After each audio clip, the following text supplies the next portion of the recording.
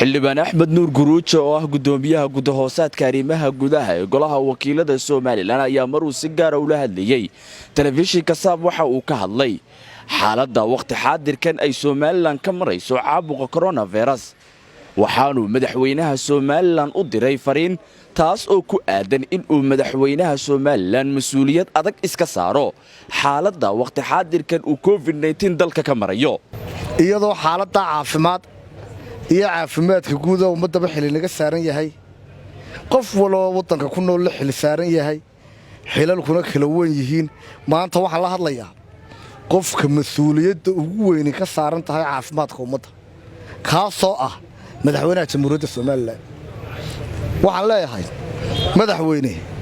kollay codkaygani uu soo gaari doonaa mas'uuliyaddaadana waa lagu dhaariyay waanad garanaysaa laakiin waan ku xasuusinayaa aniguna inta mas'uuliyadda iga saaran oo aynan ku soo gaarsiiyo ayaan gudanayaa waa waajibkayga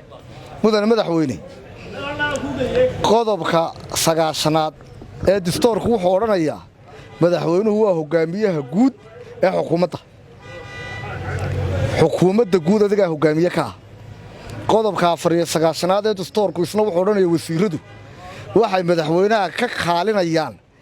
oo ay ka kaalmeynayaan hawlihiisa sidaa markay tahay mudane madaxweyne wasiirka caafimaadku waa adiga ayaa madaxweyne mas'uulkii ugu sareeya caafimaadka wasiir kastoo caafimaadka u magacaawdo waa kaaliyahaagii wasiirka warfaafintuna waa adiga ayaa warfaafinta iyo wacyigelinta ummadda ka mas'uula cidii aad ugu diratay inay ka kaalisaana waa adiga ku kaalmeynaysa arrimaha bulshada adiga wasiirkoodii arrimaha gudaha adiga wasiirkoodii wasiirka guud ee ummadda dooratay ee ummadda u xil saartay arrimaha soo dhamina waa adiga meel arrimaha aad ka qabanaysaana mas'uuliyadooda aad kaga baxsanaysaana ma jirto mudane madaxweyne arrinta caafimaadku waad ogtahay muhiimadda ay leedahay caafimaadka bulshada ka hortagga xanuunada faafa u diyaar garowgooda waxaynu dawladdan u dhisanayna waxa ka mid ah inay ilaaliso waxyaabo caafimaadku ka mid yahay oo waliba uu ka mid yahay kuwa ugu sii muhiimsan mudane madaxweyne arrintan markay caalamka soo gaadhay iyadoo hogaamiyayaasha caalamka oo dhimi waajibaadka gudanaya hogaamiye waliba wuxuu isu dhigay inuu isagu hogaamiyo ka hortagga iyo la tacaalista iyo wax ka qabashada xanuunka haddii aad madaxweyne booqato baraha bulshada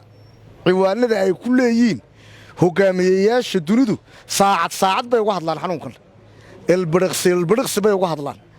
iyagaa hogaaminaya wacyigelinta iyagaa hogaaminaya wax ka qabashada iyagaa hogaaminaya taakula qaybinta iyaga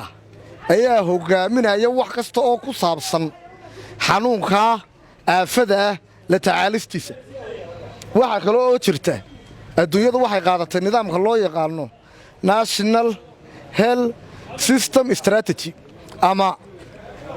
siyaasadda ama istaraatiijiyadda qaran ee amniga caafimaadka qaranka siyaasaddaasoo macnaheedu yahay abaabulka guud ee bulshada haddii ay noqon lahayd shacabka haddii ay noqonayso sharaa'iga lacagta haysta haddii ay noqonayso xirfadlayaasha haddii ay noqonayso ciidamada iyo haddii ay noqonayso hay'adaha caafimaadka laftoodaba waayo xanuunkani ma aha mid wasaarad qudhi wax ka qaban karayso waxaanu maanta ku leenahay madaxweyne oo hadalkayga aan kaga tegayaa hadalkii Xayle Salaase ka jeediyey ururkii ummadaha 1933 ee ahaa haddii maanta arrinta ay wax ka qaban weydaan taariikhdu idinma saamixi doonto ilaahayna wuu idin la xisaabtamaya waxaanu ku leenahay madaxweyne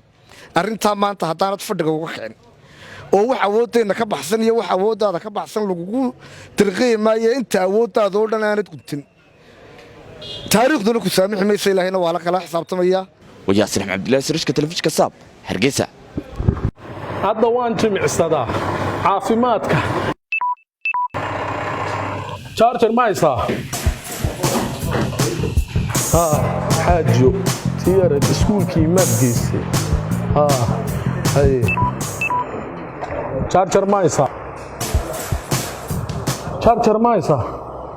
شارجر عزومتي بان جوغا عزومتي سوق الو jaajar ma haysaan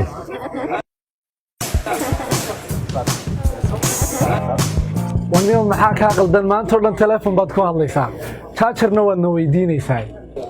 aniga hayla yaabina waxaan isticmaalaa adeega muraad ee shirkadda Somtel oo bishii oo dhan aan ku hadlo $3 oo kaliya waxaad isticmaali kartaa adeega muraad ee Somtel oo aad ku heli karto bisha oo dhan $3 oo kaliya hadal oo hadaalin